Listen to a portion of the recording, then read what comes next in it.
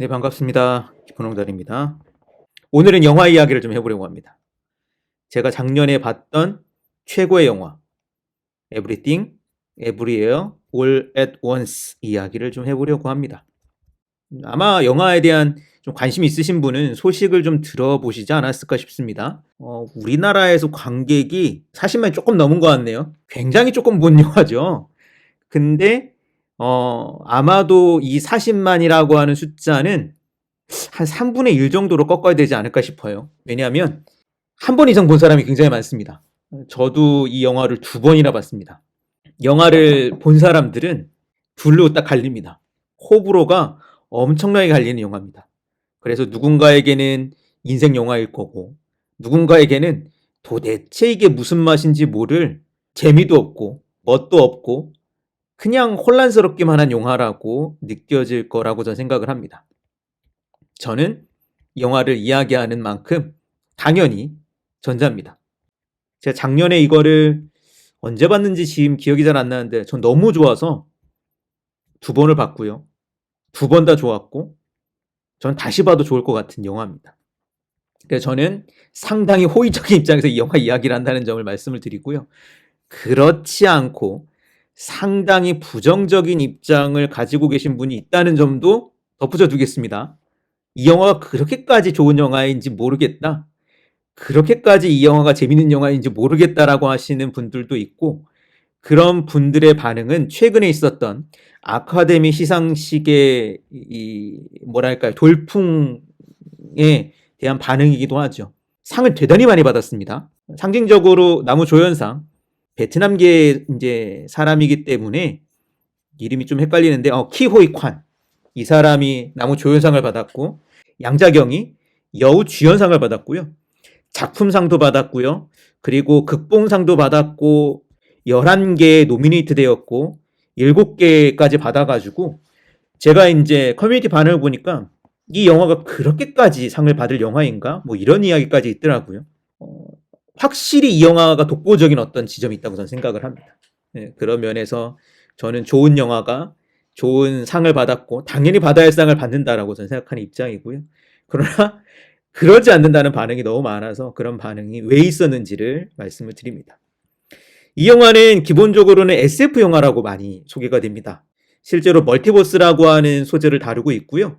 그런 면에서 SF 영화로 분류되어도 될 것 같은데 SF 영화를 좋아한다면 이 영화를 보고는 크게 실망하지 않을까 싶습니다.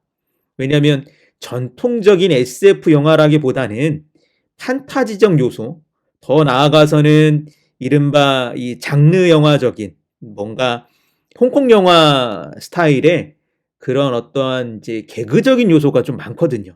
SF 영화에 저도 SF 영화 좋아하는 사람인데 예를 들면 제가 옛날에 막 환호했던 SF 영화가 있습니다. 그래비티라든가 마션, 이런 영화를 좋아했던 사람이 이 영화를 보면 너무 실망할 겁니다. 소재만 멀티버스고요. 이 멀티버스를 다루는 이제 방식은 너무나 대중적이거든요. 그래서 SF 영화를 가장한 오락 영화라고 SF 마니아들은 느끼지 않을까 싶고요. 오락 영화를 기대했던 사람이 본다면 이게 짜면 실망하실 분들이 또 계십니다. 왜냐하면 이 영화의 개그라든가 웃음 코드가 상당히 협소한 게 있거든요. 그래서 다양한 장치들을 가지고 웃음을 유발하는데 그게 영화를 많이 보았던, 예를 들면 홍콩 영화라든가 이 영화가 오마주 한다고 할까요? 사용하는 영화들이 있습니다. 그 영화를 충분히 즐겼다면 좋아할 만하지만 또 모르면 못 읽는 부분도 있고요. 옛날 홍콩 영화식의 어떤 유쾌함을 좋아했던 사람이라면 좋아하겠지만 그러지 않은, 흔히 이야기하는 디즈니적이거나 아니면 헐리우드적인 그런 어떤 재미를 이야기한다면 또 역시 별로 있지 않을까 생각을 합니다. 저는 궁극적으로 이 영화가 많은 사람에게 재미를 주었을 뿐만 아니라 저는 이 상을 받을 만하다고 생각했던 이유 중에 하나는 감동을 줬기 때문이거든요. 어떤 감동을 주었느냐, 그 이야기를 좀 해보려고 합니다. 저는 사실상 이 영화가 허물을 다룬다고 생각을 합니다. 영화의 내용은 간단히 이렇습니다. 여러 멀티버스가 있고요. 여러 우주를 넘나드는 능력이 나옵니다. 하나의 존재가 다른 선택을 할 때마다 무수개의 정말로 많은 우주가 나뉘어진다는 거죠. 그리고 그 가능성들의 우주를 넘나드는 사람들이 있는 거예요. 즉, 또 다른 나라고 하는 존재들이 여러 우주에 흩어져 있습니다. 전형적인 멀티버스 이제 스타일이죠. 근데 이 멀티버스를 뛰어넘어 간다고 할 때 그걸 전부 다 뛰어넘을 수 있는 존재가 있다면 어떨까? 이런 질문을 이 영화는 담고 있고요.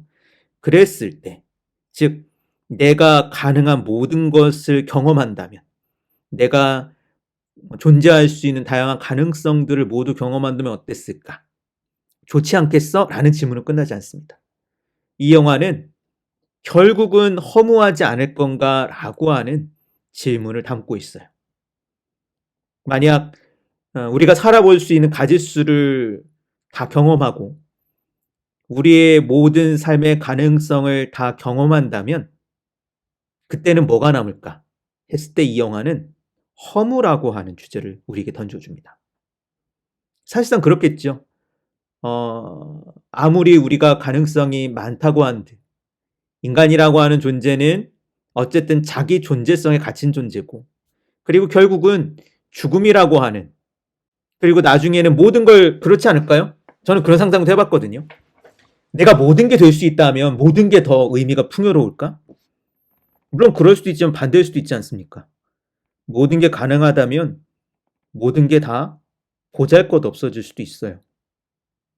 우리가 가능한 모든 가짓수로 우리의 삶들이 확대된다면 어떻게 보면 더 허무하지 않을까? 그러면 그 허무를 어떻게 이겨낼 것인가? 라고 하는 주제로 이 영화는 귀결됩니다. 그리고 이 영화가 던져주는 대답은 상당히 소박하고 상당히 의외적인데요. 나무조연상을 받았던 그 주인공을 통해서 우리에게 전해주는 이야기는 이 다정함이라고 하는 주제를 이 영화는 던져줘요. 그래서 아무리 많은 가짓수로 우리 삶들이 달라진다 하더라도 결국은 하나의 다정함 하나만 우리가 붙잡고 살아갈 수밖에 없다라고 하는 그 대답을 영화는 들려주고, 이 대답에 공감하는 사람들은 할 수 없이 눈물을 주룩주룩 흘리면서 영화를 보고 나오게 돼 있죠. 허무의 도넛. 영화를 보신 분은 이 허무의 도넛이라고 하는 게 뭔지를 정확하게 알 수 있습니다. 저는 그게 하나의 상징이기도 하고 하나의 되게 중요한 이미지라고 생각을 하는데요. 모든 것을 다 더해놓은 이 동그라미, 그것은 거대한 허무고, 이 허무를 어떻게 이겨낼 것인가 라고 하는 이 주제가 이 도넛 모양과 함께 이야기되죠. 사실 저는 이제 중국 철학을 공부하는 사람으로서 영화가 끝나고 나서 저는 맨 마지막에 이 스크린이 쫙 올라갈 때 저는 무릎을 탁 쳤습니다. 천마행공이라고 하는 4글자가 지나가거든요. 천마, 하늘의 말이, 행공, 공중을 달린다. 어떻게 보면 이 말은 이중적인 표현을 갖고 있습니다. 천마행공은 하늘을 가로지르는 빼어난 능력을 갖고 있는 자유로운 어떤 존재를 이야기하기도 하지만, 거꾸로 이 말은 장자 텍스트 같은 걸 보면 도가 지식인들이 갖고 있던 하나의 이 단편적인 인생을 묘사하는 말과도 연관이 있거든요. 인간이라고 하는 삶은 한 틈을, 이 틈을 지나가는 말을 보는 것과 같이 짧다고요. 즉 천마행공이라는 말은 어떻게 보면 두 가지를 가지고 있는 거죠. 모든 존재로 바꿀 수 있다라고 하는 그러한 다양한 가능성의 무한함, 자유로움, 그와 함께 그 자유로움 끝에 도래할 수밖에 없는 허무를 함께 이야기하지 않나 싶습니다. 저는 이 영화만큼 존재론적 허무를 잘 다루는 영화를 만나보지 못했고요. 더 나아가서 이 존재론적 허무를 빠져나가는 길을 이처럼 지혜롭게 만든 영화를 만나보지 못했습니다. 사실 이 영화는요, 처음에 보면 이 본 사람마다 입구가 되게 다른데요. 어떤 사람들은 이제 쿠엔틴 타란티노에서 오마주 되었던 홍콩 무술 영화들을 볼 수도 있고요. 어떤 사람들은 이제 성룡의 액션씬이 있었던 그런 홍콩 영화들을 떠올릴 수도 있을 거고, 또 어떤 사람들은 매트릭스 같은 SF 영화를 떠올릴 수 있을 겁니다. 이 영화는 사실 SF 영화적인 측면에서 매트릭스를 많이 좀 참고한 것 같아요. 오퍼레이터 같은 존재가 있고 이 존재가 각 우주를 이렇게 도약할 수 있게 만드는 길을 알려줍니다. 그래서 그 우주를 도약하면 또 다른 능력을 얻게 되는 거예요. 매트릭스 보시면 그거 기억나시나요? 매트릭스 보면 어떤 능력을 이제 전송해달라고 하면 그 능력을 전송받으면 그 능력을 습득하고 또 다른 존재가 되어서 문제를 해결하는 식으로. 자, 그렇게 되었을 때 매트릭스는 결국 주인공이 The One, 아주 특별한 존재가 되어서 어떻게 보면 우주적 존재가 되는 거죠. 그래서 우주적 존재가 되어서 이 모든 문제를 뚫어나가는 뭔가 초인의 이미지를 보여줍니다. 그러나 이 영화는 결국 주인공이 무수한 능력을 경험하게 되고 겪게 되지만 결국 그 능력이 이 존재를 크게 만들지 않아요. 과대 포장되어 있거나 흔히 말하는 위버맨시 어떤 슈퍼맨, 초인으로 향하지 않습니다. 오히려 이 영화는 자신의 삶에 있는 소박함 그대로 사랑할 수 있는 어떠한 그 평범하고도 되게 자연스러운 존재로 결론 지어지거든요. 그런 면에서 이 영화는 너가 되게 대단한 존재가 될 수 있다는 식의 엄청난 긍정을 우리에게 보여주지 않습니다. 오히려 작은 긍정을 선물해주고 있고 그 작은 긍정 때문에 이 영화에 많은 사람들이 감동하지 않나 저는 생각을 합니다. 그리고 무엇보다도 흔히 말하는 이 아시아적인 요소를 이제 해석함에 있어서도 이 영화는 진일보되었다고 생각을 하는데요. 저는 헐리우드에서 만들었던 아시아인들을 다룬 영화, 아시아의 어떤 메시지를 다룬 영화들은 오리엔탈리즘적인 요소가 전 충분히 다분하다고 생각을 합니다. 서양인이 상상하는 동양인의 모습들이 있는 거죠. 뭔가 저들은 영적이고 뭔가 다른 힘과 역량을 가지고 있다라고 하는 환상. 영화를 보시면 이 제3의 눈이라고 하는 키워드가 여기도 등장을 합니다. 제3의 눈이라고 하는 건 눈과 눈 사이에 또 다른 눈, 이거를 통해 보는 뭔가 새로운 능력이라고 할 수 있는데요. 대표적으로는 이제 멀티버스를 다루는 또 다른 영화, 닥터 스트레인지에서 닥터 스트레인지가 이 제3의 눈을 뜨는 거로 최근작이 맨 끝에 그 장면이 나왔죠. 그러면서 이 제3의 눈이라고 하는 건 뭔가 진리를 보는 눈이라고도 할 수 있고 어떻게 보면 남들과는 한 차원 높은 세계의 본질을 자각하는 눈으로 많이 얘기가 되거든요. 그래서 어떤 명상을 통해서 진리에 대한 자각을 통해서 이 제3의 눈을 뜨거나 뭐 이런 이야기가 많이 나옵니다. 근데 이 영화도 분명히 제3의 눈이 나와요. 나중에 보면 이 인형눈을 이제 이 주인공이 여기 붙이거든요. 근데 그때 이 눈은 진리를 보는 눈이 아닙니다. 그때 그 눈은 유쾌하게 보는 눈이에요. 그래서 어떤 이 눈을 가진 존재는 또 다른 능력을 갖는 게 아니라 좀 존재를 다르게 비틀어 볼 뿐이죠. 그런 면에서 제3의 눈을 다루는 방식이 너무 과도한 어떤 기대감 아니면 동양인에게 더 씌워졌던 어떤 영적인 존재에 대한 탐구로 이어지지 않습니다. 결국 이 영화는 그래서 영화가 어떻게 결말로 이어질까를 막 되게 궁금하게 만들거든요. 왜냐하면 시작이 너무 창대합니다. 멀티버스라고 하는 주제와 함께 막 다룰 수 있는 모든 걸 막 때려 붓는 것 같아요. 막. 그래서 누가 그랬나? 이동진 씨가 그랬나? 가능한 모든 상상력을 막 때려 붓는 영화 같다고. 그래서 이게 초반에는 진짜로 이 영화가 어디로 갈지 모르게 만들어 봅니다. 막 달려가는데 그리고 결국은 이 영화가 그럼 어디까지 가느냐? 근데 어디까지 가지 않아요. 결국 영화는 맨 끝에 일상으로 돌아옵니다. 영화를 보신 분은 아실 겁니다. 이 정말로 많은 문제들을 겪어봤지만 정말로 많은 가능성들을 탐구했지만 우주를 넘나들며 나의 다양한 가능성들을 경험했지만 결국은 주인공은 그냥 평범한 삶으로 돌아오고 평범한 삶이 돌아올 수밖에 없는 이유를 이 영화는 너무 잘 설명해줘요.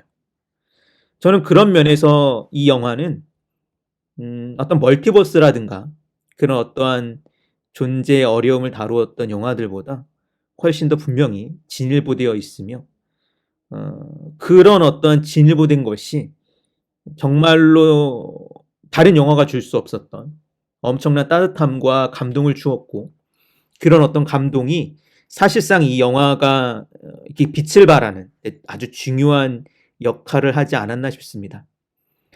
그런 면에서 저는 이 영화에 아주 높은 점수를 주었고요. 예, 저는 작년에 만나는 사람마다 가장 좋았고 최고의 영화였고 별 5개를 준다면 저는 별 5개를 준다라고 이야기를 했습니다. 그러나 이러한 어떤 프로그램 때문에 어떻게 보면 분명 다른 분들에게는 기대에 못 미치는 이상한 그냥 좀 비틀어놓은 우화처럼 느껴질 수 있다는 점도 잘 알고 있습니다. 그러나 저는 이 영화를 한 번쯤은 보라고 말씀을 드리고 싶고요. 그랬을 때 분명히 둘로 갈립니다. 눈물을 철철 흘리며 감동을 하는 사람과 이 영화는 도저히 나와 안 맞는다라고 하는 그런 부류로 정확히 나눌 거고 저는 부디 전자이기를 바라는 입장에서 이 영화를 이렇게 오늘 소개하고 있습니다. 영화가 줄 수 있는 게 뭐가 있을까요? 뭐 여러 가지가 있을 것 같습니다. 저는 영화를 왜 보러 가냐면 심심해서 보러 갑니다. 심심해서 보러 가면 일단 재미있어야 되겠죠. 그리고 재미있을 뿐만 아니라 뭔가 감동을 주거나 메시지가 있으면 좋겠다라고 저 생각을 합니다. 그리고 그게 되게 너무 뻔하지 않으면 좋겠다라고 하는 생각들이 들죠. 그래서 저는 약간 독특한 스타일 있는 영화를 좋아하고 문제의식 있는 영화를 좋아하고 해석이 가능한 영화들을 좋아하는데 그런 면에서 저에게 이 영화가 딱 걸맞지 않았나라는 생각도 들지만 제가 이 영화를 다른 사람에게 소개했을 때 다른 분들도 이 영화를 크게 기뻐하신 분들이 계셨습니다. 이 영화를 보면서 저는 여러 생각들이 들었습니다. 재밌게 보다가 왜 내가 울고 있지? 라는 생각을 했었고 그거는 이 영화가 너무 공감되었기 때문에 어떤 허무함이라고 하는 본질적인 헛헛함을 저도 지울 수 없었고 그 해결할 수 없는 어떤 그 뭐라고 할까요? 실존적인 문제를 이 영화가 사실 이제 빌런이 있어요. 이 영화에는 이 빌런이 숨겨져 있습니다. 이 빌런이 너무 솔직하게 이야기하는 장면이 저에게 동감이 되었고 그 허무가 처음엔 너무 공감이 되었어요. 그래 내가 아무리 멋있는 존재가 된다고 해도 결국은 모든 데 끝이 있고 그런 거 있잖아요. 예를 들면 내가 A라고 하는 게 되었으면 좋겠다라는 후회가 있어요. 그래서 어떤 영화적 상상력이 어떤 과학의 가능성이 나에게 A라고 하는 가능성을 열어준다고 합시다. 그럼 또 B가 있을 거 아닙니까? 우리가 아무리 무수한 존재가 된다고 한들 뭐 매트릭스에 나오는 네오 같은 존재가 되어서 정말로 막 하늘을 뚫고 날아다닌다 한들 만족스러울까요? 아닌 것 같더라고요. 그 영화를 보면서도. 오히려 더 많은 가능성은 더 큰 허무로 나에게 돌아오지 않을까. 일단 그게 되게 설득력이 있었고 그래서 저는 그 허무의 도넛이 되게 그리고 이 영화를 보신 분은 요걸 기억하실 텐데요. 손가락을 가지고 틈을 가지고 세상을 보는 것. 사실 이건 정확하게 도가적인 은유가 있다고 생각을 합니다. 작은 것에서 모든 걸 볼 수 있다라고 하는. 사실은 이 하나의 구멍을 통해서 보는 세계가 내가 볼 수 있는 세계 전체라고 하지만 그 밖에 뭐가 있다고 한들 여기에 있는 이 본질적인 문제를 다르게 보게 만들긴 힘들죠. 그게 있었고 두 번째로는 그 허무의 끝에 인간이 욕망하는 건 뭘까 했을 때 다정함이라고 하는 이 영화의 메시지를 던져줍니다. 저는 그게 되게 좋았습니다. 네, 그래서 이제 많은 분들이 영화를 보면서 울죠. 돌덩이를 보고 울립니다. 돌덩이가 나와요. 돌덩이가 나오는데 이 영화를 보고 감동 먹은 사람들이 돌덩이를 보고 운다니까요. 돌덩이를 보고 울어요. 네, 돌을 보고 웁니다. 네, 울어요. 왜냐면 다정함이라는 걸 메시지 도를 통해서 설명해 주거든요. 그리고 네, 나아가 결국은 주변에 있는 사람들로 이 영화는 시선을 보게 만드는데, 그랬을 때 물론 이 영화는 가족이라고 하는 주제를 건드리고 있어서 그게 약간은 조금은 아쉬움이 있더라고요. 전통적인 가족이라고 하는 문제를 벗어나서 다룰 수는 없을까? 그래도 불구하고 이 영화가 가진 가능성이 있다면 엄마와 딸이라고 하는 관계로서 가족을 이야기한다는 점, 더 나아가서 다양한 가능성들 가운데 우정과 그리고 뭐 성소수자적인 만남들, 그런 것들이 이 영화는 인정하고 포용하고 관심을 둔다는 점, 그것이 이 영화가 앞서 나가 있는 어떤 진취적인 면이고, 그 진취적인 면이 사람들에게 막 이런 것들을 강요하거나 설명하거나 아니면 어떤 뭐 정치적인 올바름 등으로 설명하지 않는다는 점도 이 영화가 갖고 있는 독특한 유쾌함과 더불어서 대단히 훌륭한 미덕이라고 생각을 합니다. 그런 면에서 이 영화는 대단히 오락적이지만 대단히 정치적이고요. 대단히 컬트적이지만 대단히 철학적입니다. 대단히 정신없지만 아주 일관된 주제를 담고 있고요. 대단히 난삽하지만 네, 아주 명료한 메시지를 전달하고 있습니다. 그리고 아마도 이 영화가 상을 받았기 때문에 일부 영화관에서는 재개봉했을 거라고 생각을 하는데요. 재개봉하신 거를 보셔도 좋고요. 아마도 OTT로 다양하게 이 영화를 보실 수 있는 방법이 있다라고 저는 알고 있습니다. 그래서 뭐 예를 들면 뭐 유튜브라든가 이런 데서도 볼 수 있으니 한 번쯤 보시고, 그리고 보신다면, 좋았다면 오늘 나눈 이야기들을 아마 다르게 받아들이시지 않을까 저는 생각을 합니다.